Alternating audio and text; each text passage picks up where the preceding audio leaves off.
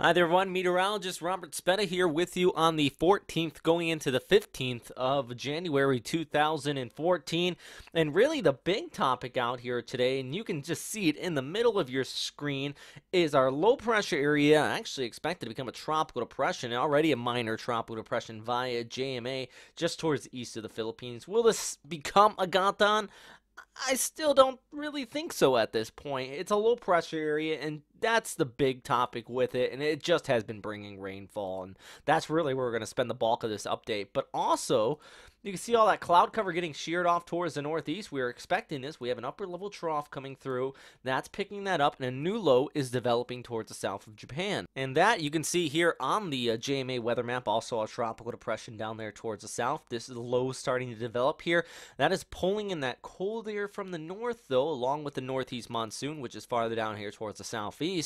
And this is making for some frigid temperatures across Japan, but also this is ushering in that moisture from the south. So when we get cold temperatures, moisture from the south coming together, we mean, well, Tokyo's going to be seeing some snowfall, and that's the way it looks here on our Wednesday morning, possibly into the afternoon hours as well. Tokyo only going to be expecting a high of 4, overnight lows around the freezing mark. This is the ECMWF model, Tokyo right here. Anywhere in the pink, that's where we're going to be seeing the snowfall. And I think even it's going to be extending farther out here towards the coast as well. So some slick road conditions likely here in the morning. So if you are in any of these areas that will be seeing that snowfall, highly advised, just leave for work maybe a little bit early and stay safe out there, especially if you are driving in. It's going to be a slick one. Now, like I said, farther down towards the south, we have the northeast monsoon. Our low will be off here towards the east in 24 hours.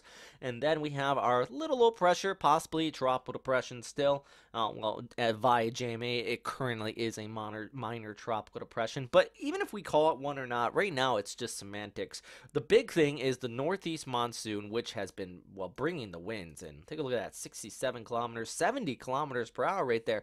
To put in perspective, tropical storm intensity is at 65. So this has tropical storm strength winds, but it doesn't have the center of circulation. It's actually quite elongated at this time, and that means we're not really seeing a tropical system. This is more so of a hybrid with that northeast monsoon and that monsoonal trough over the Philippines. The other thing that makes this just semantic is the fact that this will still bring heavy rainfall in eastern portions of the Philippines. You have seen some totals up to about 700 millimeters in the past 7 days. That's what these areas in the lighter pink are indicating.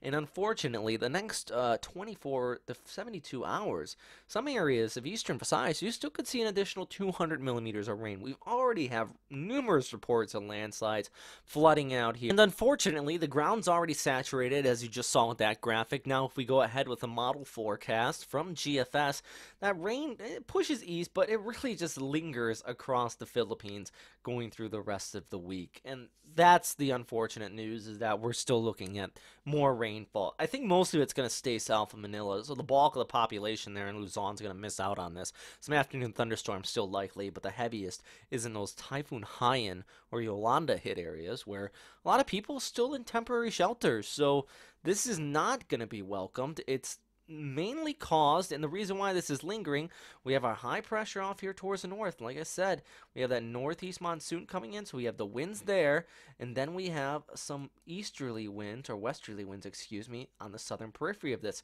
As long as that northeast monsoon stays in play, that's going to continue to fuel that spin, that fuels the instability, that cyclonic circulation, and the moisture is there with the warm sea surface temperatures over the Philippine Sea at this time. So, yeah, this is just kind of a worst case scenario of what would happen if you have a low pressure area sit in one spot for just too long. And let's hope this does end here by the end of the week. But unfortunately, if these ingredients stay in place, it could be longer. I'm not going to say it will be longer, but unfortunately, this has been uh, really kind of testing the forecast out here. So with that said, I hope everybody stays safe out here. Heed any warnings from your local areas. I know thousands of people have been evacuated. There has been upwards of about 20 deaths at least from what I have seen from local media, and let's hope that number does not climb anymore and people are just careful with this low pressure area slash tropical depression, which has been sitting